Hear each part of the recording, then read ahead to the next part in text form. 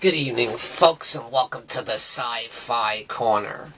I'm your host, Sean Patrick Gersh, and this week we're doing another movie review. This is Deadpool and Wolverine, released in 2024, directed by Sean Levy, starring Ryan Reynolds, Hugh Jackman, Emma Corrin, and Matthew McFadden, respectively, and many others. And we'll get into that.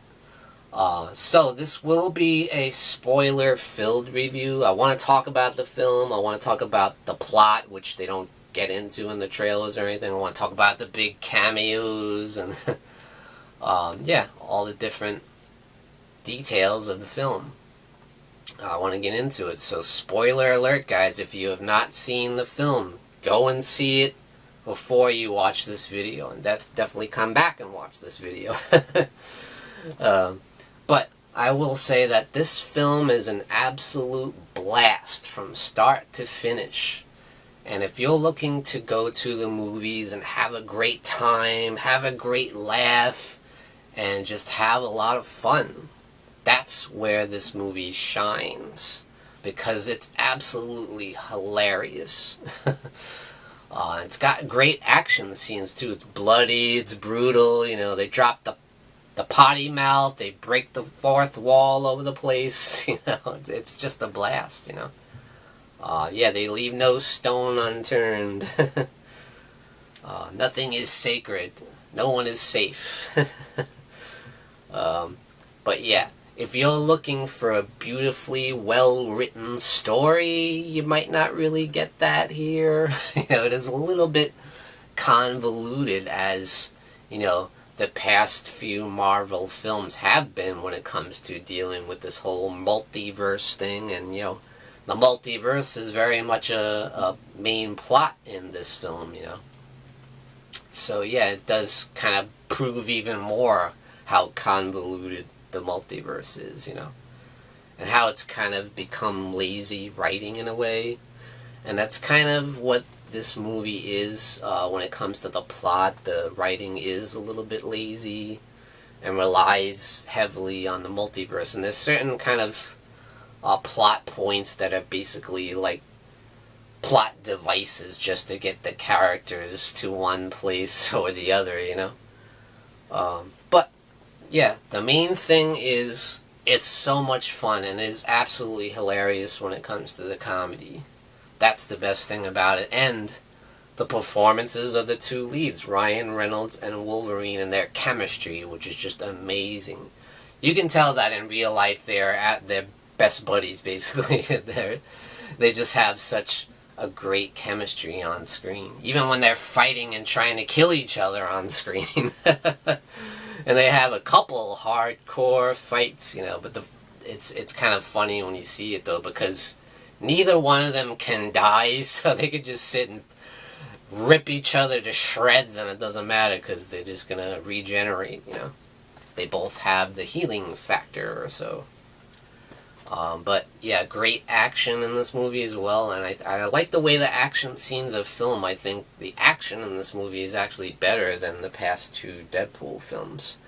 But I will say to Deadpool fans, I can't imagine why you would be disappointed with this film, because this follows those two films very much so, and it's very much in that vein, in that spirit of the first two Deadpool movies. Like I said, you know, they got the potty mouth, the cursing left and right, it's got the brutal violence, blood everywhere, you know, and all the breaking the fourth wall and the jokes, you know, it's very much in the same vein as the first two Deadpool movies.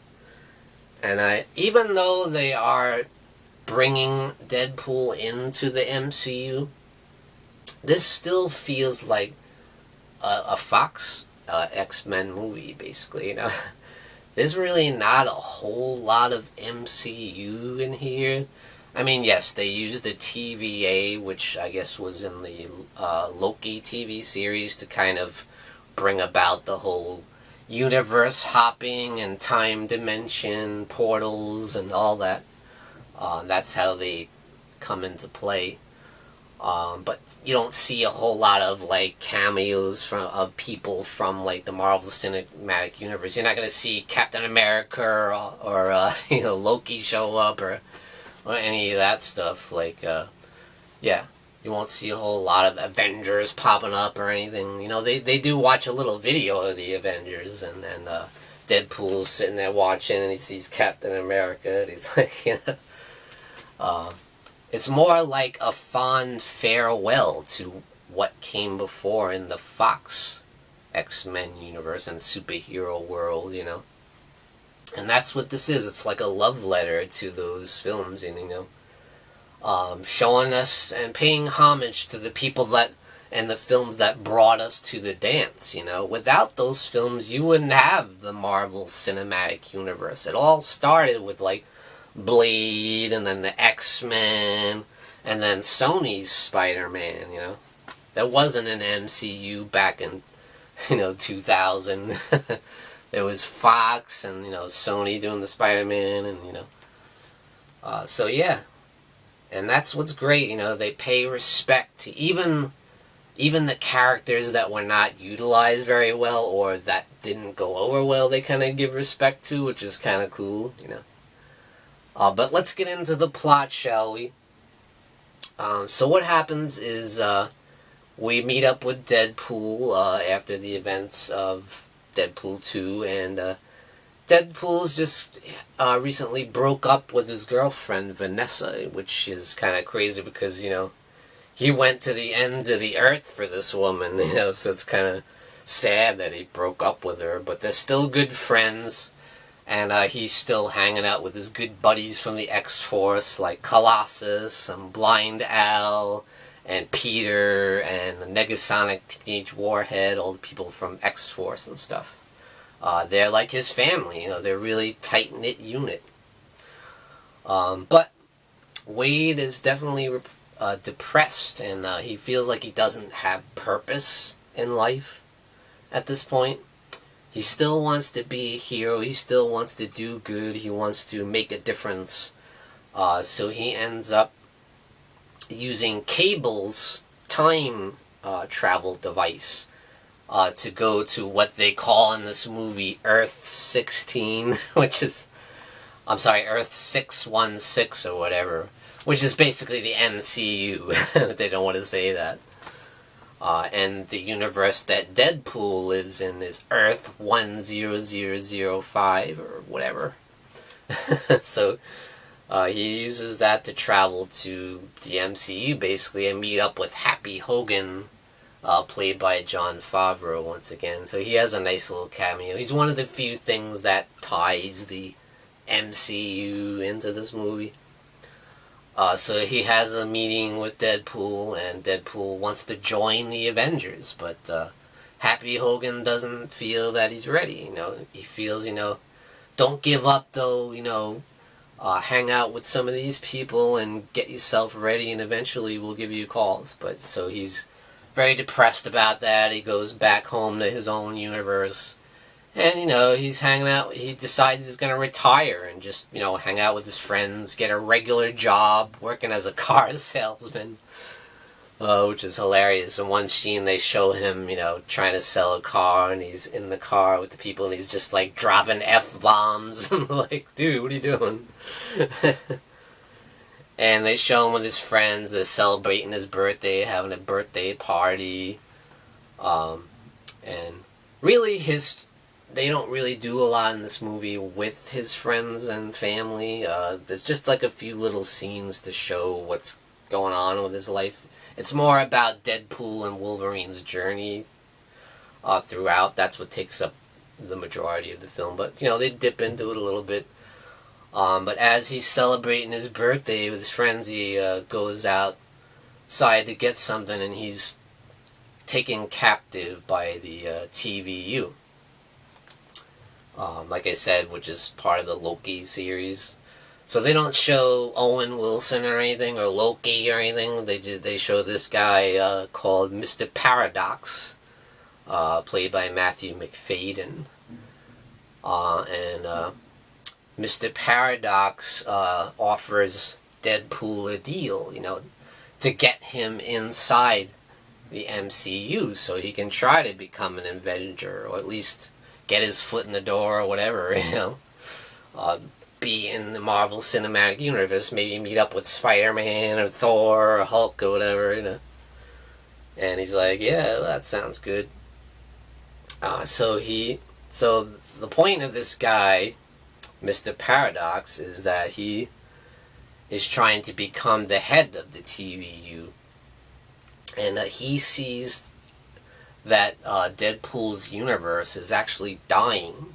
And the reason for that is the anchor of that universe, which was Logan, Wolverine, the guy that died in Logan, the film Logan. So because Logan died, now the universe is dying. So I guess that's their explanation for this, is that every universe has one anchor that holds up the whole universe, which is just kind of ridiculous. So they need Wolverine to hold this universe together. So that's Deadpool's plan, is, okay, I'm going to steal this guy's time device and travel and find Wolverine because he thinks that he might still be alive. So he digs up Logan's grave, and he's dead. So he's really dead. So he takes out his corpse, and it's nothing but, the adamantium skeleton, And it's funny, he uses the adamantium skeleton to kill all the TVU agents, who try to capture him once again. It's just a brutal opening, and that's like the opening credits, and they have NSYNC's Bye Bye Bye, and he's like killing everybody and dancing around like, to NSYNC. It's hilarious. It's awesome. It's reminiscent to the opening in the first Deadpool movie, for sure, but yeah, Ryan Reynolds is just brilliant. He's born to play this character, He basically is Deadpool. That's his sense of humor in real life, so it fits so perfectly with that character, And, the fact that he's in phenomenal shape and can do all these stunts and things, makes it great, So, yeah, he finds out that Logan is really dead, so he goes back to the TVU guy, Mr. Paradox, and what happens is, they say, well, your universe is going to die, so we need you to find another anchor. So what happens is Deadpool goes back through the portal, and he tries to find an alternate Wolverine so he can be the anchor for that universe. And save his own universe that he lives in. Because, yeah, you don't want to see his friends die. Because if the universe dies, all his friends die, and his and Vanessa, who he's still madly in love with and wants to get back together with, hopefully. So that becomes his whole mission, and it's hilarious. He goes through all these different portals and meets up with all these different versions of Wolverine, including the comic accurate height of Wolverine. There's a version of Wolverine when he's 5'3", and it's hilarious. You see him jump off the stool and he's so short. It's hilarious, but it's still Hugh Jackman's face. It's hilarious. And it also includes one version that nobody would ever expect, and that is a version of Wolverine played by none other than Henry Cavill. Yes, Superman himself. Since Henry Cavill's no longer Superman, he can do whatever he wants. So here he is appearing as a different alternate version of Wolverine. And I will say one thing about it is he is jacked, man. When I first saw him, like, look at this jacked-ass version of Wolverine. He's huge. Hey, I wouldn't mind Henry Cavill playing Wolverine. Why not? But apparently this version of Wolverine is supposed to play him till he's 90. They make several jokes about that throughout the film. But yeah, they do finally stumble upon this version of Wolverine that seems pretty close to the original Wolverine. But everyone around calls him the worst version of Wolverine. And we find out from Logan that some really bad stuff happened. So he's not well regarded in this universe as Wolverine. He's very depressed and down at the events that happened while he was with the X-Men. So something happened where he was off out getting drunk or something, and in the meantime, all his X-Men cohorts were murdered. So he comes back and finds them all dead. So yeah, and he feels, and that just tears him up inside, obviously, because he still wears the outfit that he wore with the X-Men, so he has nothing but love for the X-Men, but it just haunts him now that he feels responsible for their death. So, and everybody else blames him for it. So this is a haunted, tortured Wolverine, which, you know, Wolverine is always that way anyway. No matter what version of Wolverine you get, he's tortured and tormented inside, you know. So he doesn't take too kindly to Deadpool coming around and trying to get him to go on this crazy mission. He knows, get out of here, you know. I'm worthless, basically, is what he thinks, you know, and he ain't gonna go quietly with Deadpool, so they go at it, you know. They end up having a brutal fight, and it's awesome.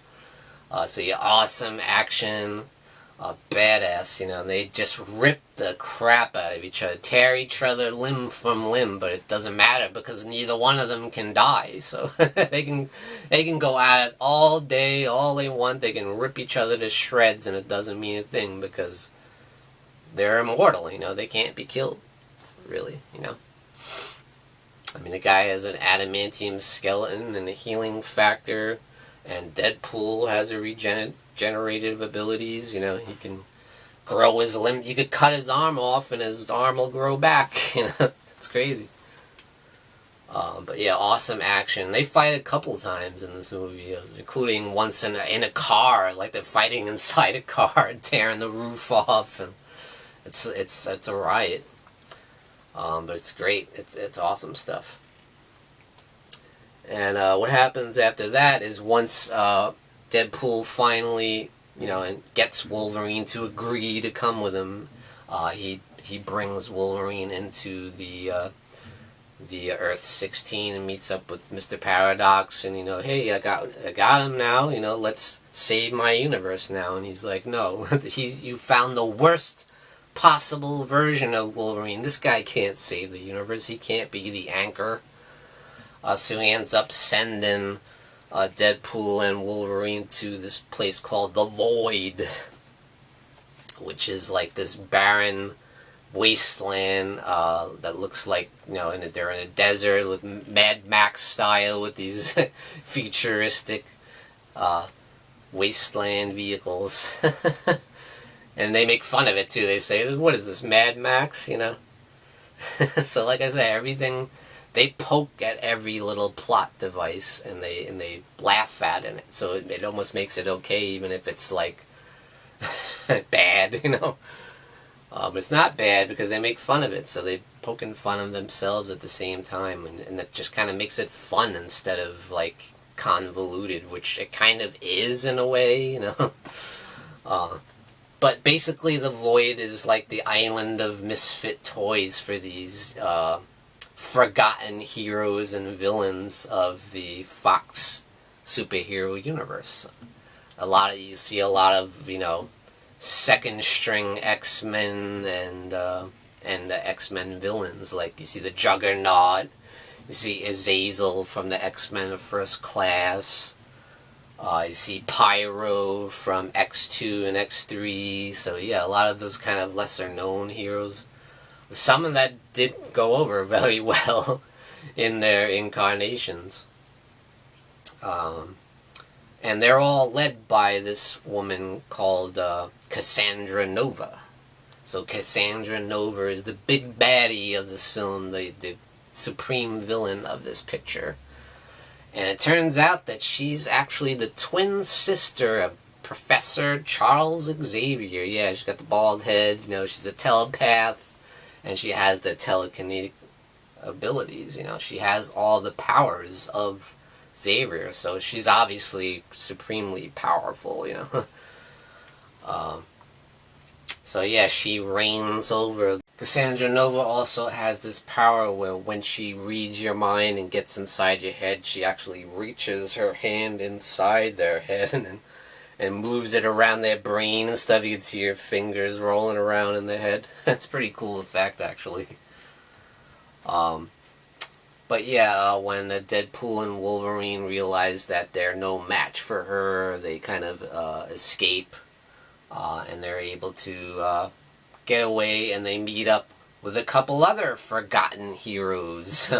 One being Blade, yes, played by Wesley Snipes, yes, the film that started the whole modern superhero genre. So it was very cool to see him reprise his role all these years later. And another thing is, they famously didn't get along, him and Ryan Reynolds, during the filming of Blade Trinity, which was the third film in the series. So it's great to see them kind of bury the hatchet and just have a good time with this film. We also get Elektra, played by Jennifer Garner, from the also ill-received Daredevil film from 2003. And the even more ill-received Elektra solo film starring Jennifer Garner. That really bombed. But they pay respect to her here. She has a nice little turn, and she even gets a little dig at Ben Affleck there, symbolizing not only the Daredevil film, but their real-life relationship. So they poke fun at that. And probably my favorite scene in the film was seeing Gambit, played by none other than Channing Tatum, where he talked about for years the fact that he wanted to play Gambit, and they had this whole big movie plan. It was going to be a big, huge summer blockbuster, spend a couple $100 million, but unfortunately it never happened. He tried everything to make it happen, and he worked hard, just like Ryan Reynolds did to get Deadpool off the ground, So it was great to see him finally be able to actually play the character of Gambit. I thought it was so fun, and he was actually hilarious. And they really play up his Cajun accent. You can't really understand what he's saying at the time, and Ryan Reynolds is like, who's your dialect coach? The Minions? That was funny as hell. Oh, man. Another fun cameo that shows up in The Void is none other than Chris Evans. And, yeah, Ryan Reynolds gets all excited. He's like, oh my god, it's Captain America! And he thinks he's gonna say, Avengers Assemble, And he ends up saying, Flame on! So it ends up being the Human Torch from the early Fantastic Four movies that were not well received. But they somehow made a second one, The Rise of Silver Surfer. But it was funny seeing him reprise that role. It was kind of crazy.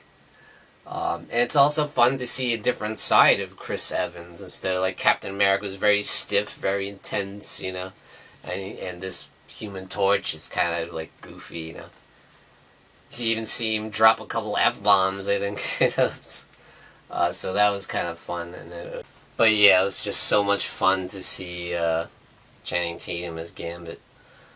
So the team they all get together along with X-23 from the Logan movie, which some people are worried about the fact that she's in this. They didn't want to dismantle what happened in the Logan movie because Wolverine had such a great send-off in that movie along with X-23.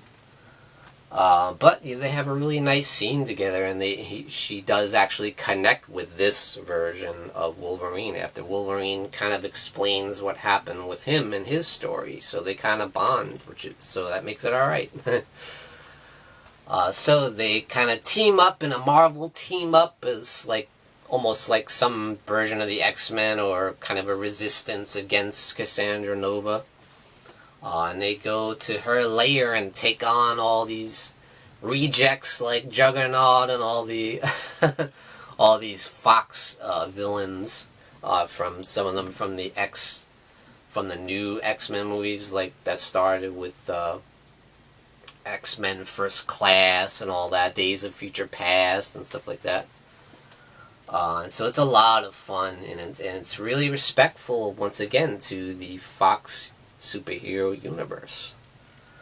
The only thing that bothers me about this film, which I didn't even think about until after I saw it, was why the hell did they not have one of the original X-Men appear from the first X-Men movie? Yeah, they had Sabretooth make an appearance, but why didn't they have, like, Rogue or Charles Xavier or Jean Grey or Cyclops or Beast or any of those people, or Storm? You know, I thought Storm would probably be in it, but, you know, none of those characters. And so it almost feels a little hollow in a sense that you don't have the classic X-Men from the first movie, or the first trilogy. But it's still cool to see all these cool cameos from, like, you know, Elektra and Gambit and all that. So at least to get a little bit of that X-Men flavor. But, yeah, really fun cameos. But I will say, in the end, I don't feel like they did enough to connect Deadpool to the Marvel Cinematic Universe. I think they could have did more. I think they could have showed, like, maybe, you know, some of the characters from the MCU and have Deadpool interacting with, like, Ant-Man or somebody, you know. They could have took one of the lesser people, like, you know, like the Falcon or the Winter Soldier or something, you know. But, yeah, it's very much heavy on the Fox side of things. And even on that side, like I said, they could have did more. They could have brought in some of the OG folks like Halle Berry, Storm, and all that, you know. But they didn't. Could have had Famke Jensen as Jean Grey, you know, coming back, you know. I mean, they spark things up with this alternate version of Wolverine with him and them getting together or something. I don't know. Could have did something, but they really didn't do much with that. So that side of things, I was a little bit disappointed, and I thought the plot was a little bit convoluted at times with this whole Marvel multiverse thing going on, you know. But, like I said, at the end of the day, it's so much fun, and it's so funny. The timing by Ryan Reynolds and Hugh Jackman is brilliant. The comic timing is just great.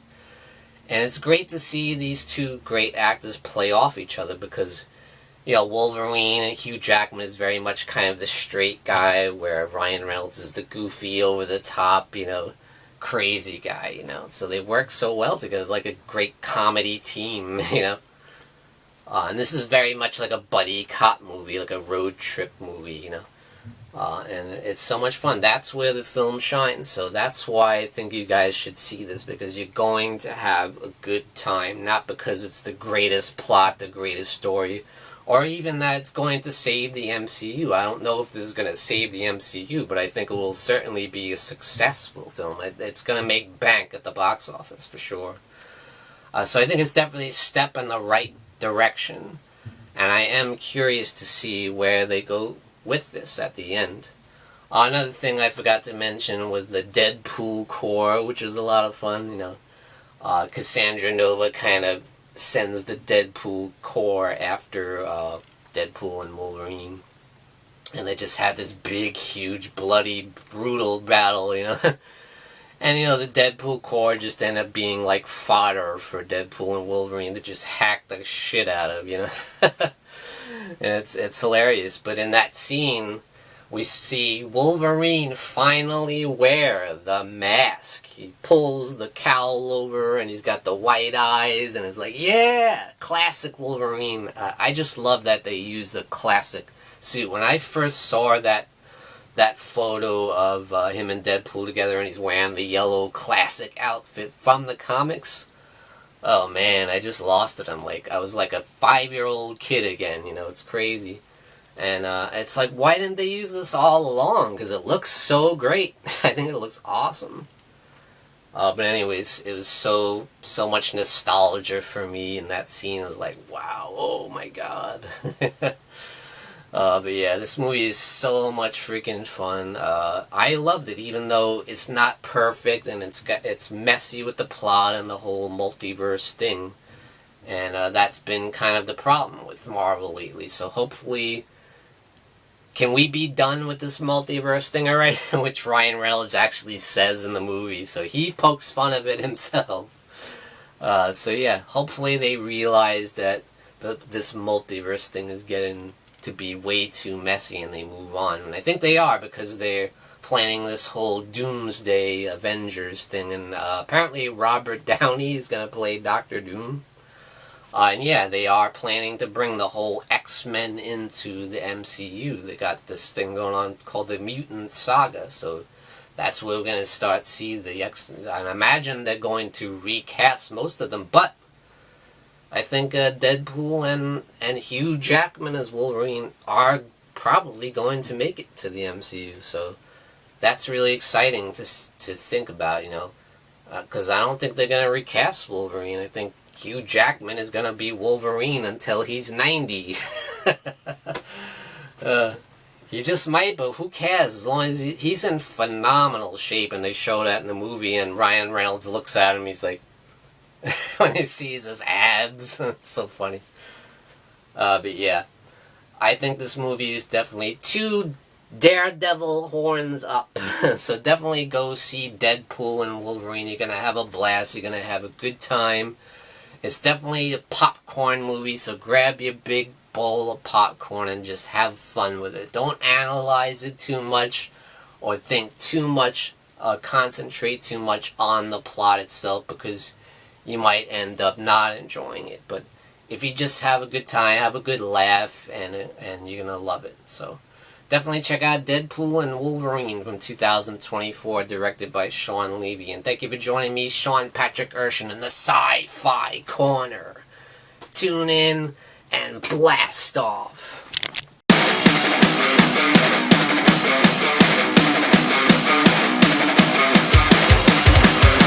Good evening, folks, and we got some brand new merchandise for you over at www.thehorrorkona.com, and that's CONA.com. Representing the Horror Corner. Great new design. We got the Morbid Hour live stream there, you got the Horror Hangout live stream there, and you got my nemesis, the Dark Fate. So grab your t-shirt over at www.thehorrorkona.com. And we also got this beautiful new mug. Look at that. Very, very cool. Thought that came out really nice. So grab your merchandise today over at www.thehorrorkona.com.